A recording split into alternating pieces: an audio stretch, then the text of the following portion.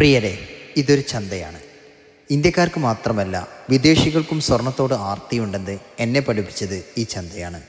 സ്വർണ്ണാഭരണങ്ങൾക്ക് പേരുകേട്ട ദേരായിലെ ഗോൾഡ് സൂക്കിലാണ് ഞാനിപ്പോൾ. ഒരു ടൂറിസ്റ്റ് സെൻ്ററായി മാറിയ സ്വർണ്ണച്ചന്ത. ഗോൾഡ് സൂക്ക് മാത്രമല്ല, ദുബായ് നഗരത്തിലെ എല്ലാ സൂക്കുകളും ലോകപ്രസിദ്ധി ആർജിച്ചിട്ടുള്ള ടൂറിസ്റ്റ് ഡെസ്റ്റിനേഷനുകളാണ്.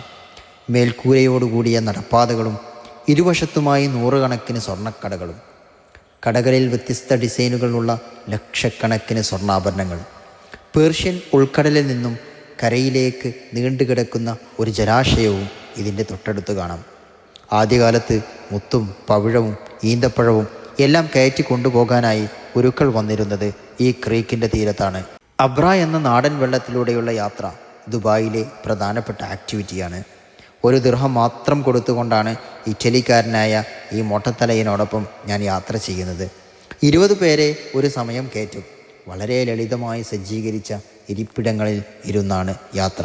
ആധുനിക ദുബായിയുടെയും പഴയ ദുബായിയുടെയും മനോഹര ദൃശ്യങ്ങൾ ദുബായ് ക്രീക്കിലൂടെ സഞ്ചരിക്കുമ്പോൾ നമുക്ക് കാണാനാകും.